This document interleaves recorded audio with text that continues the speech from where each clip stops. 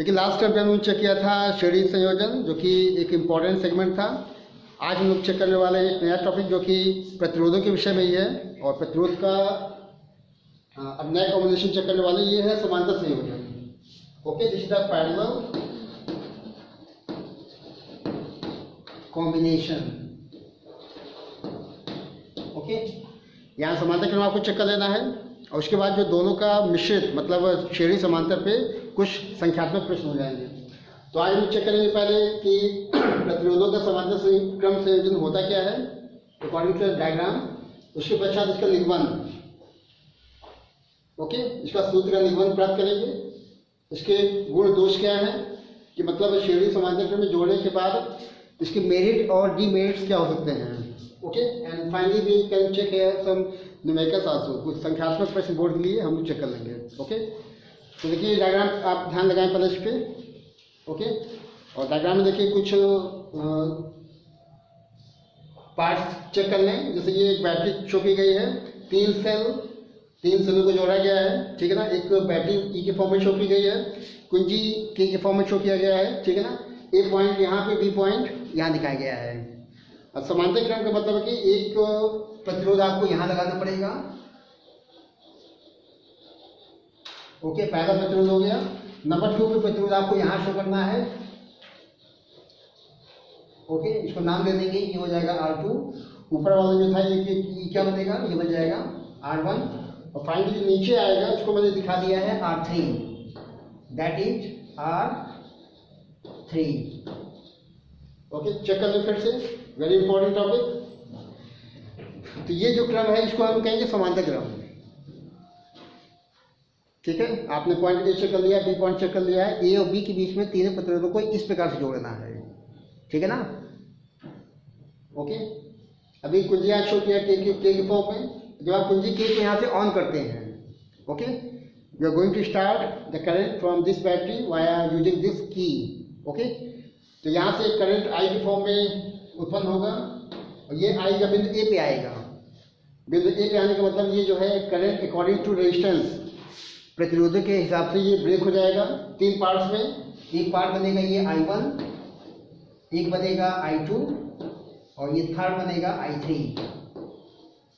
Okay, check कर लें, I1, I2, I3। और फिर बिंदु बी पर जब ये पहुंचेंगे तो फिर ये जंक्शन है, ये जोड़ है, संधि स्थल है। तीनों धाराएं आपस में मर्ज कर जाएंगी, तीनों करंट आपस में मर्ज करेंगी, और फिर से फाइनली करंट आई के फॉर्म में ये नेगेटिव में चला जाएगा। तो ये जो कॉम्बिनेशन बना हुआ है इसको हम लोग कहते हैं समांतर संयोजन। ओके, पैरेलल कॉम्बिनेशन हो जाएगा। अब इसमें आपको ये चीज ध्यान रखना है कि यहाँ पे जो बिंदु ए और बी शो किया गया है, बिंदु ए पे आने का मतलब है कि जो करंट होगा वो ब्रेक हो जाएगा।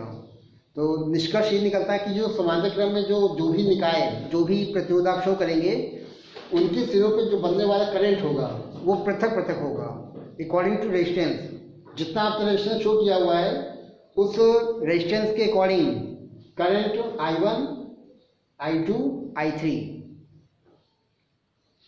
ठीक है ना। आप ओम का नियम जानते हैं, V=IR। तो I कितना बनेगा डिपेंड करेगा R के ऊपर, ठीक है ना। और फाइनली जो वोल्टेज होगा, अब आप ध्यान दें कि अगर मान लीजिए ए और बी के बीच का वोल्टेज हमें चेक करना है, ठीक है। तो एक पहले आप यहाँ पे वोल्टमीटर लगाइए। वोल्टमीटर यहाँ चेक करने की इस सेल का या इस बैटरी का कितना है विद्युतवाहक बल, कितना है विद्युतवाहक बल। ओके, उसके बाद हमको ये चेक करना है कि जब ये ए और बी पॉइंट शो किया गया है तो इसके सिरों पे कितना होगा विद्युतवाहक बल। वही वोल्टमीटर आपको यहाँ पे लगाना पड़ेगा। अगर बाई चांस यहाँ पे निकलता है 5 वोल्ट, ओके, अगर इस बैटरी का विद्युतवाहक बल कितना बन रहा है 5 वोल्ट या 4.5 वोल्ट, तो यदि आप उसी वोल्टमीटर को यदि आप ए और बी के बीच में लगाएंगे तो यहाँ भी 5 वोल्ट निकलेगा। और इसका सीधा मतलब है कि सीधा सिग्नल है कि जितना आपका विद्युतवाहक बल या विभवांतर इस सेल के क्रॉस में है, बैटरी के क्रॉस में है, उतना ही विद्युतवाहक बल यहाँ बनेगा। मोटा मोटा निष्कर्ष निकलता है कि समांतर क्रम में जोड़े गए निकायों के लिए जो करंट होगा ब्रेक होगा अकॉर्डिंग टू रेजिस्टेंस, लेकिन जो वोल्टेज होगा वो सेम चलेगा, ठीक है ना। मतलब तीनों सिरों पर जो वोल्टेज बनेगा वो एक जैसा बनेगा, यूनिफॉर्म। अब इस डायग्राम से भी ये चेक करना है कि फाइनली ए और बी के बीच का कितना है तुल्य प्रतिरोध।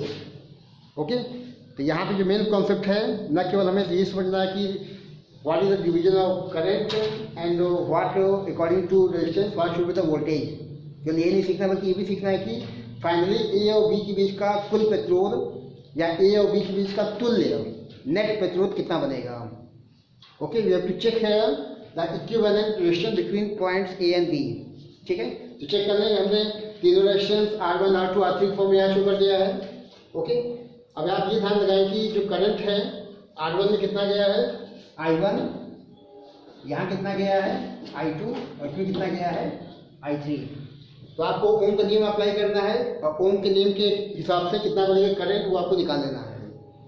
ठीक है ना। तो आप जानते हैं कि किसी भी चालकता की भौतिक अवस्था में कोई बदलाव न करने पर चालक के सिरे पर लगाए गए विभवांतर उसमें प्रवाहित धारा के समानुपाती है। ठीक है ना, बी प्रोपोर्शनल टू आई या V equal to I R. तो आई बनता है बी अपॉन आर। आई क्या बनेगा बी अपॉन आर। यहाँ से आपको आई वन निकाल लेना है and that I one will be V upon R one. V को चेंज नहीं करना है।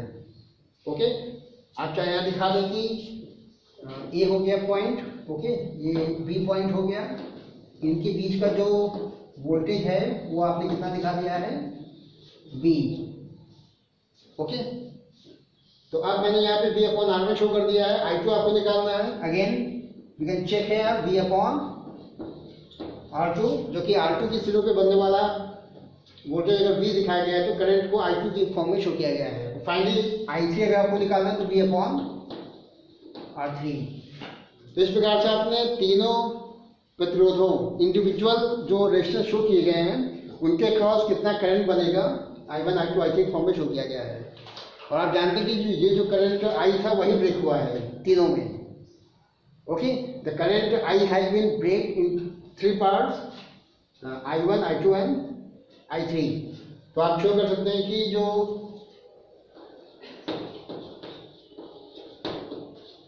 कुल करंट है I वो कितना होगा, वो हो जाएगा I1 plus I2 plus I3, तीनों के एडिशन के बराबर हो जाएगा। अब आपको यहाँ पे I1 I2 I3 value put कर देनी है। Then I will be I1 कितना है B upon R1, B upon R2 and B upon R3। तीनों वैल्यू मैंने यहाँ रख दिए हैं I की फॉर्म में। ओके, अब आपको यहाँ चेक कर लें, ये है आई स्क्वायर इतना। ओके, अब कॉमन निकालना है कितना बनेगा। एक कॉमन एक्चुअली यहाँ बी तीनों में है, बी तीनों में है। ओके, तो पहले आप बी को बाहर दिखा दें। बी को बाहर शो कर दिया है, अंदर दिखाना है 1 अपॉन R1 यहाँ से, 1 अपॉन R2 यहाँ से, 1 अपॉन R3 यहाँ से। 1 upon R1 plus 1 upon R2 and 1 upon R3। यहाँ पे तीनों प्रतिरोधों का जो वैल्यू है यहाँ इस प्रकार से शो करेगा। अब आप यहाँ लिखिए I upon be equal to 1 upon R1 plus 1 upon R2 plus 1 upon R3। Question number first. Okay, check कर लें कि ये आपने शो किया हुआ है, ये आई अपॉन बी के फॉर्म में 1 upon R1 plus 1 upon R2 plus 1 upon R3। Question first बन गया है। अब आपको ये मान लेना है कि जो बिंदु ए बी शो किए गए हैं, ओके, इनके बीच का जो कुल प्रतिरोध है वो R है। सीधा मतलब कि यदि आप तीनों प्रतिरोधों को रिप्लेस करें, R1 R2 R3 को यहाँ से क्या करें रिप्लेस करें और इनके स्थान पर केवल एक प्रतिरोध लगा दें और एक ऐसा प्रतिरोध जिसका वैल्यू R हो, कैपिटल R हो। ओके, तो आप चेक कर लीजिएगा नेट प्रतिरोध कुल प्रतिरोध R हो, कितना हो R। तो ओम का नियम हमने चेक कर लिया है, ओम का नियम देखा हुआ B equal to I R. तो यहाँ से आप निकाल सकते हैं B equal to I into R. Okay, तो यहाँ पे I को ऊपर B को नीचे, I को ऊपर और B को नीचे ले आएंगे तो I upon B equal to बनेगा 1 अपॉन R। Question number second check कर लें। ओम का नियम अप्लाई किया गया, V = Y R, जबकि R यहाँ पे क्या है, R का मतलब है कि नेट प्रतिरोध। नेट प्रतिरोध का सीधा मतलब है कि आप यदि तीनों प्रतिरोधों को यहाँ से हटा दें और इसके साथ केवल एक प्रतिरोध का यूज करें, इसकी वैल्यू कितनी है, capital R, then you can show है that I/V is equals to 1/R। अब आपको ये देखना है कि equation first and second, okay, equation first and second compare कर लेना है।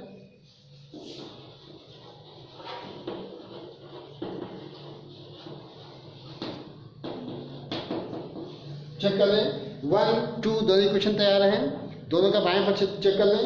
बाएं पक्ष में I/V यहाँ भी है, I/V यहाँ भी है, ठीक है। और यहाँ पे 1/R शो किया गया है, और यहाँ पे राइट हैंड साइड में 1/R1 + 1/R2 + 1/R3 तीनों शो किए गए हैं, ठीक है। तो इन दोनों को कंपेयर कर लिया जाएगा, दोनों के क्योंकि बाएं पक्ष सेम है तो इनके दाएं पक्ष भी सेम होने चाहिए, तो दोनों के राइट हैंड साइड को इक्वल दिखा देंगे। मतलब ये कि 1/R is equals to 1/R1 + 1/R2 + 1/R3। ये बेहद महत्वपूर्ण निष्कर्ष जो कि आपका प्रूफ का निष्कर्ष है, ये आपको यहाँ से प्राप्त हो जाएगा। You can check here the final equivalent resistance across A and B points and that can be calculated from this formula, ठीक है। और इसका सीधा मतलब ये है कि जो अब नया प्रतिरोध बनेगा, ओके, अब जो नया प्रतिरोध या तुल्य प्रतिरोध बनने वाला है वो इन सभी प्रतिरोधों के सबसे कम मान से भी छोटा होगा। कल हम लोगों ने चेक किया था श्रेणी संयोजन। श्रेणी संयोजन का सीधा मतलब है कि यदि आपको प्रतिरोधों के मान को बढ़ाना हो तो वहाँ पे आपको सीरीज कॉम्बिनेशन यूज करना पड़ेगा। निष्कर्ष देखिए निकल रहा है 1/R = 1/R1 + 1/R2 + 1/R3। और इसका सीधा मतलब है कि दो बिंदुओं के बीच का जो तुल्य या इक्विवेलेंट जो रेजिस्टेंस निकलेगा उसका व्युत्क्रम शेष जो भी प्रतिरोध दिखाए गए हैं उन सभी प्रतिरोधों के व्युत्क्रमों के योगफल के बराबर होगा, okay. Whatsoever is the individual resistance, उनका रेसिप्रोकल, उनका एडिशन किसके इक्वल है, नेट या इक्विवेलेंट रेजिस्टेंस के इन्वर्स के। अब जब आप न्यूमेरिकल लगाएंगे तो आवश्यक नहीं कि 3 प्रतिरोध हो सकता है 2 हो सकता है 4 हो, 5 हो, 6 हो, है ना। अगर 2 है तो निश्चित रूप से 1/R = 1/R1 + 1/R2 आप लगाएंगे। 4 हैं according to rule you can apply 1/R = 1/R1 + 1/R2 + 1/R3 + 1/R4। LCM लेना है इधर राइट हैंड साइड में, इसको सॉल्व करेंगे, फिर कंपेयर करेंगे, पलटेंगे, R निकलेगा। इतना काम आपको न्यूमेरिकल में करना होगा, ठीक है ना। अब हम चेक करते हैं कि ये जो निष्कर्ष निकल रहा है इसका गुण दोष क्या है। तो मैंने आपको पहले भी कहा है कि जो समांतर संयोजन होता है वो बहुत ही महत्वपूर्ण संयोजन होता है, और जितने भी आपके डोमेस्टिक सर्किटिंग की जाती है, जितने भी घरेलू परिपथ की वायरिंग की जाती है, उन सभी में समांतर क्रम ही इस्तेमाल किया जाता है। उसका कारण क्या है, कल हम लोगों ने श्रेणी क्रम के विषय में डिस्कस किया था। आज मैं भी डिस्कस करने वाला हूं कि इनका मेरिट डीमेरिट कैसे होता है, वो आपको चेक करना है according to the domestic wiring. घरेलू परिपथ की जो वायरिंग होती है उसमें बेसिकली आप यूज करते हैं समांतर संयोजन। उसके पीछे बहुत ठोस कारण है कि घर में कोई भी एक इंस्ट्रूमेंट, कोई एक सर्किटिंग में कहीं कोई फॉल्ट आएगा, फॉल्ट आने के बाद भी पूरे घर की वायरिंग में कोई और डिस्टर्बेंस नहीं होगा। आप देखते हैं कि घर में आप किसी एक रूम का अगर बल्ब फ्यूज हो गया, आप चेक करते हैं कि घर में किसी एक रूम का ट्यूबलाइट या एलईडी आपकी गड़बड़ हो गई, पंखा गड़बड़ हो गया, तो इसका मतलब ये नहीं कि पूरे घर की लाइट जो है बंद हो जाएगी। ऐसा होता है? बिल्कुल नहीं होता है। आपने इसका अनुभव किया हुआ है कि एक पंखा अगर बंद है, एक पंखा में फॉल्ट आ गया तो इसका मतलब बाकी ट्यूबलाइट भी बंद हो जाए, ऐसा नहीं होता है। यही प्लस पॉइंट होता है, यही गुण होता है, यही मेरिट है, यही गुण होता है समांतर क्रम का, ठीक है ना। बाकी दोष तो कुछ ज़्यादा नहीं दिखाई पड़ेंगे। दोष बस ये कि ये जितने वाट का कोई इंस्ट्रूमेंट है उसी के अकॉर्डिंग परफॉर्म करेगा। कल मैंने आपसे कहा था कि जो है 40 वाट का बल्ब 100 वाट का बल्ब अगर लगाते हैं श्रेणी क्रम में तो 40 वाट का बल्ब ज़्यादा ग्लो करता है। 100 वाला बल्ब जो है धीमा चमकता है। समांतर में ऐसा नहीं होता है, जितने वाट का बल्ब होगा, जितने वाट का एलईडी होगा, उसी के अकॉर्डिंग वो परफॉर्म करेगा। ठीक है ना, ये चीज़ आपको ध्यान रखनी है कि अगर 100 वाट का बल्ब है, 40 वाट का बल्ब है, दोनों को आपने लगाया है समांतर क्रम में, स्विच को ऑन किया, तो आप चेक करेंगे कि 100 वाट का बल्ब ज़्यादा ग्लो कर रहा है, 40 वाट का बल्ब या और कम वाट का बल्ब उसकी अपेक्षा धीमे जलेगा।